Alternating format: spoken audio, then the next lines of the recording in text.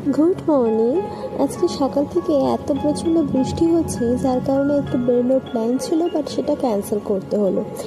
বিকেলের দিকে একটু বেরিয়েছিলাম, একা একা ঘরে আর ভালো লাগছিল না, এত বোর লাগছিল, তো যার কারণে বিকেলে একটু বেরিয়েছিলাম।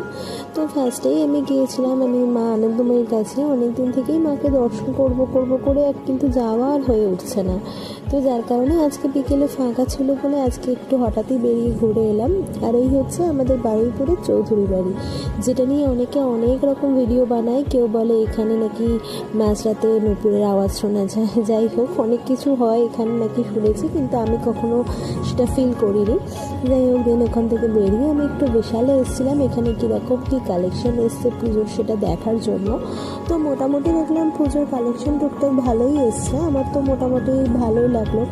তোমরাও অবশ্যই আসতে পারো এখানে দেখার জন্য। যাই হোক, আজকের ব্লগটা আমি এখানেই শেষ করছি।